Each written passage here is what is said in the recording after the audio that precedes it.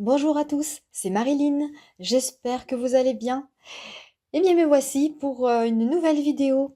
J'espère que celle-ci vous plaira, n'hésitez pas à vous abonner, suivre ma chaîne, partagez-la, me consulter également, vous avez tous les liens sous mes vidéos à chaque fois que j'en publie une.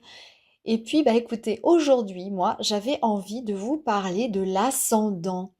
Figurez-vous que ce week-end, eh bien on m'en a reparlé de l'ascendant. Et j'entends souvent des personnes dire que l'ascendant prend le pas sur le soleil en deuxième partie de vie. Eh bien, c'est faux, les amis. Cependant, je comprends pourquoi certaines personnes peuvent avoir des croyances comme quoi l'ascendant prend le pas sur le soleil. Mais cela n'a rien à voir avec le fait d'avoir une personne qui peut avoir un ascendant sur vous. C'est un tout petit peu différent. Je préfère le préciser. Donc l'ascendant restera toujours votre ascendant au natal.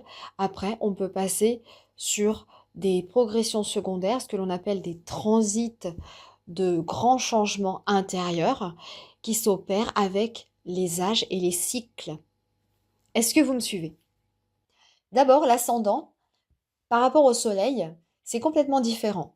Déjà d'une, le soleil, c'est le signe solaire, hein, comme vous le savez, par exemple si vous êtes bélier, sagittaire, poisson, etc.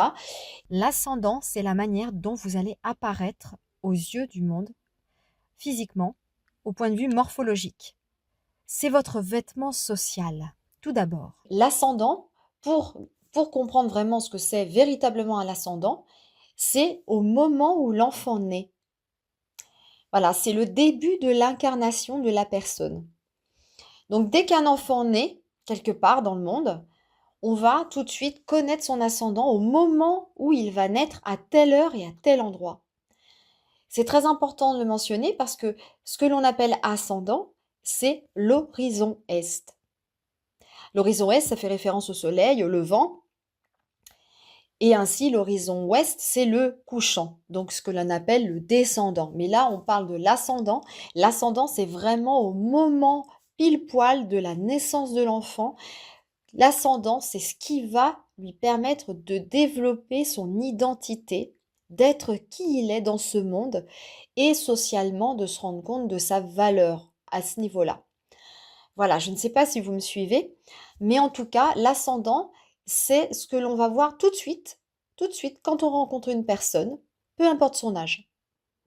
Alors, l'ascendant, par exemple, vous pouvez avoir un ascendant sur plusieurs éléments. Alors, par exemple, une personne qui a un ascendant dans un signe d'air, un ascendant dans un signe d'eau, un ascendant dans un signe de feu et un ascendant dans un signe de terre. Alors, en fonction de l'élément, l'ascendant se manifestera de la manière la plus complexe, la plus différente qu'il soit. Par exemple, si vous avez un ascendant bélier, hein, vous allez montrer une certaine terreur, entre guillemets, un dynamisme, un côté très leader, naturel, hein, de leadership.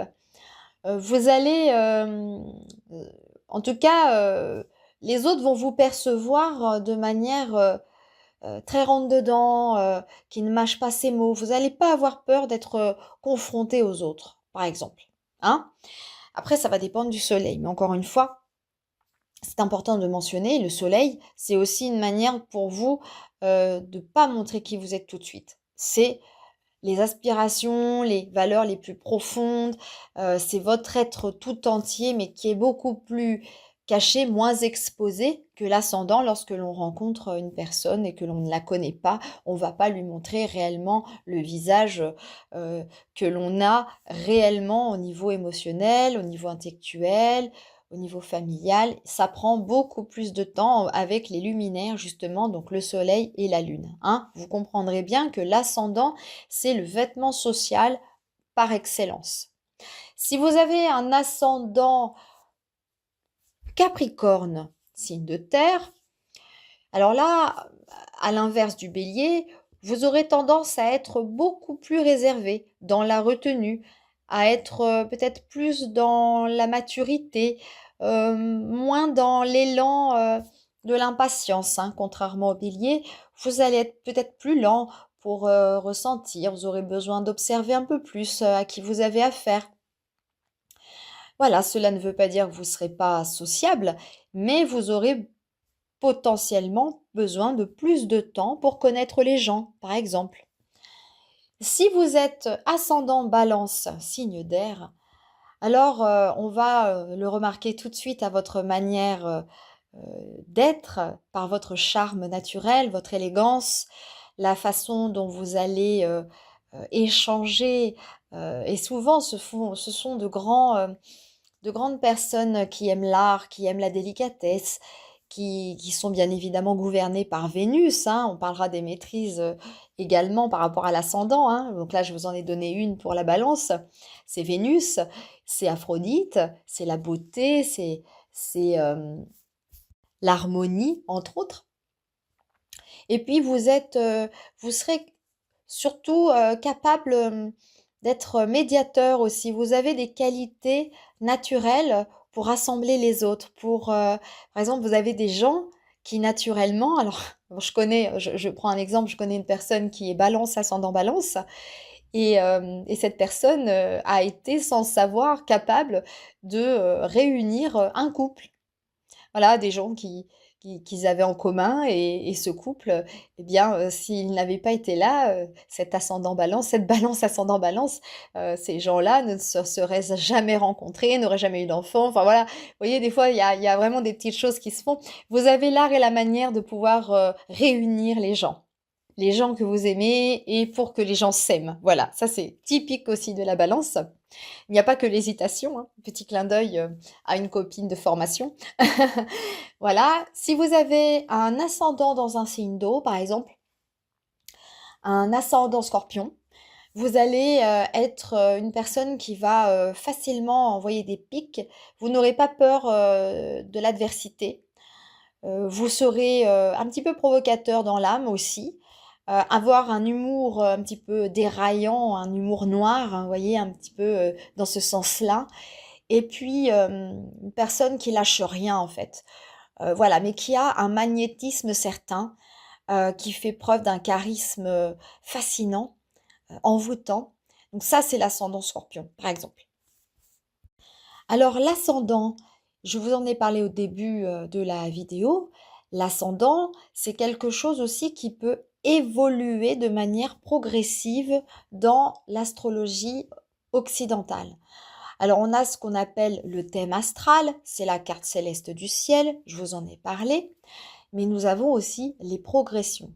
Et ça, c'est quelque chose qui peut être amené à changer, notamment le soleil et l'ascendant.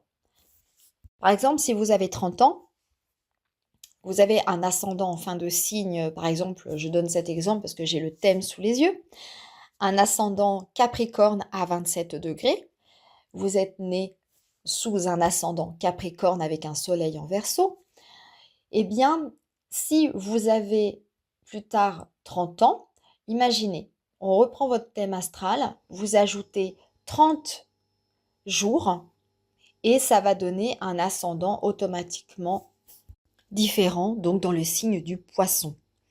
Vous voyez, l'ascendant avance très très vite. Il change toutes les 2 heures en moyenne. Voilà, alors ça veut dire souvent que c'est en ce qui concerne l'intérieur de la personne, de ce qui aura changé et de ce qui aura à émerger dans son être tout entier, dans son cœur. Et donc l'ascendant demeurera toujours ainsi. Votre ascendant ne changera pas au niveau de la base, mais parfois on peut changer et évoluer et se montrer différent. Par exemple, un ascendant Capricorne, je garde cet exemple, et qui change à l'âge de 30 ans, en tout cas il aura déjà changé bien avant, mais en tout cas cet ascendant, on voit bien qu'il change de signe, il passe d'un état cardinal à un état mutable, et donc un état plus émotionnel, plus sensible et réceptif. Eh bien cette personne, c'est en devenant papa que son ascendant a commencé à changer. Donc c'est là qu'il a commencé à certainement ressentir beaucoup d'émotions, beaucoup de douceur, beaucoup d'élan vers l'autre, beaucoup de sacrifices. Vous voyez ce que je veux dire? Donc, et puis la prise de responsabilité. Voilà, je voulais vous parler un petit peu de cet exemple-là, même si j'espère pour vous que c'est pas trop compliqué. Mais tout ça pour vous dire aussi que l'ascendant change. L'ascendant en transit change, l'ascendant en progression secondaire, donc qui va toucher plus l'intériorité de l'être, euh, sa vie intérieure, sa vie intime, son émotionnalité. Et donc, c'est pas quelque chose qui va se voir tout de suite. Vous voyez, vous avez l'ascendant qui va rendre le comportement social d'une certaine façon avec les autres et vous avez l'ascendant progressé qui va lui travailler en souterrain de manière plus subtile. Alors par exemple, un exemple. Je vous parlais aussi des maîtrises, mais nous allons plutôt commencer à en parler avec l'ascendant. Quand on connaît un peu l'astrologie, sans les maîtrises, vous ne pouvez pas faire grand-chose. Je vous donne un exemple. Vous avez ici une carte du ciel d'une personne qui est ascendant Lion. Et bien évidemment, la maîtrise de cet ascendant n'est autre que le Soleil. Donc ils sont plutôt harmoniques. Le Soleil, maître de l'ascendant, qui se trouve en Gémeaux, est valorisé par Jupiter, puisque c'est le premier décan qui est concerné du signe mutable des Gémeaux. Alors ici, on a plus une tendance à se valoriser avec la manière gracile, facile des mots, du verbe. C'est une personne qui sait très bien parler, qui sait très bien impressionner l'autre et qui sait très bien convaincre. Donc là, par exemple, on a un soleil plutôt valorisé grâce à l'ascendant et dont la maîtrise de cet ascendant lion. Le lion, c'est un signe qui est très charismatique, qui incarne la beauté aussi, le luxe, la manière dont on va s'échelonner socialement. Donc on va avoir tendance à, par exemple avec un ascendant lion petit, quand on est ascendant lion, enfant en général, je dis bien en général, hein, pour certaines personnes ça peut être différent, mais il faut voir les maîtrises encore une fois, où se trouvent-elles et surtout le thème astral dans sa globalité. Là, il est question de cet exemple et de l'ascendant lion. Donc là, on va avoir une personne qui sera très certainement attirée et saura attirer les autres vers elle de manière totalement inconsciente, une personne qui va être solaire, qui va susciter l'engouement, l'admiration et puis la joie de vivre. Hein, parce que le lion, c'est vraiment ce qu'il aime à montrer. C'est le feu aussi. Hein, et le soleil est quand même dans une maîtrise assez forte. Et puis en gémeaux, on a une personne qui aime la flatterie, qui aime échanger, qui aime se conditionner aussi avec le social et le rôle social, c'est vraiment cette fougue qui lui est permis d'être pour exister, cette magnifique fougue lion et cet ascendant. Voilà, par exemple.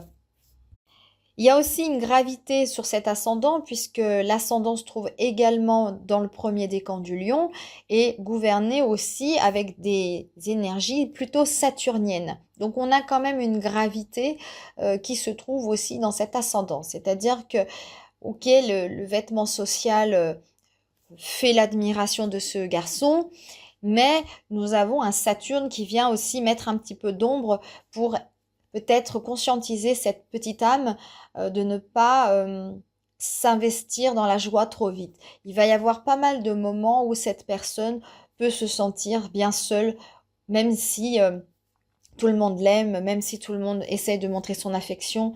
Vous voyez, il y a quand même une grande sensibilité intériorisée de par cette expression du thème et le soleil qui se trouve en Gémeaux, qui peut par la parole, ouais, on pense certaines choses, mais en fait, c'est pas le cas. Voilà, donc cette gravité, elle est aussi là pour faire émerger à la personne une maturité certaine. Par exemple, c'est une personne qui peut être en avance à l'école, peut avoir sauté une classe, etc. Voilà, par exemple. C'est un exemple hein, dont je vous parle par rapport à ce thème, et surtout la base de l'ascendant avec la maîtrise, le soleil, entre autres. Alors, vous voyez, par exemple, sur cette carte, cette personne, on sait qu'elle n'est pas née le matin. On sait qu'elle est née à peu près presque vers midi, un peu avant, légèrement avant, hein. Puisque le soleil est au-dessus de l'horizon. Et puis, sur le deuxième exemple que je vous avais montré, dont je reprends la carte, nous avons une personne avec l'ascendant Capricorne et le soleil en dessous de l'horizon. Donc, on sait que cette personne est née avant le lever du soleil. Vous voyez? Donc, c'est intéressant parce que déjà, ça confère deux personnalités différentes. Vous en avez une qui est beaucoup plus vers l'expansion, l'expression, hein, ce que je vous avais dit par rapport à son ascendant Lion, par rapport au soleil Gémeaux. Bien que, voilà, après, je ne vais pas parler du thème astral, mais en tout cas, si je parle de ces deux éléments, et puis pour l'ascendant Capricorne, dont la maîtrise est Saturne, on a une personne qui est beaucoup plus dans le recul, dans la réflexion aussi. Le soleil se trouve en Verseau. Nous avons ici une personne qui a quand même un soleil sous l'horizon et pas mal de planètes également. Donc une personne qui est beaucoup plus nocturne, voilà, qui va avoir des insomnies, qui va être beaucoup dans la mentalité, dans la réflexion. Donc ici, l'ascendant se trouve en Capricorne et nous avons le soleil qui se trouve sous l'horizon ainsi que la maîtrise ascendant dont Saturne qui se trouve en Gémeaux. Donc on a une personne qui va être peut-être moins expansif par rapport à qui il est, hein, qui peut être un peu plus secrète, un petit peu plus nocturne et qui va certainement avoir pas mal de mal à dormir sereinement. Il va beaucoup réfléchir. Vous voyez, c'est une personne qui va cacher ses angoisses, par exemple, qui va pas montrer facilement qui il est, ou qui va montrer un rôle social différent. Mais en tout cas, c'est par cette manière que l'on va aussi arriver à comprendre qui est vraiment qui. Est-ce qu'on sait vraiment qui est qui? On ne sait pas. Mais en tout cas, l'ascendant, pour moi, c'est vraiment une façon pour les autres de vous définir dans le rôle social. Et on ne peut jamais vraiment totalement connaître quelqu'un tant qu'on n'a pas regardé son soleil, sa lune, les maîtrises, etc. Voilà pour l'ascendant. Et bien écoutez, j'espère que ça vous a plu. J'espère que je ne me suis pas trop noyée dans des explications complexes. Et en attendant, je vous souhaite une bonne journée et à très bientôt. N'hésitez pas à vous abonner.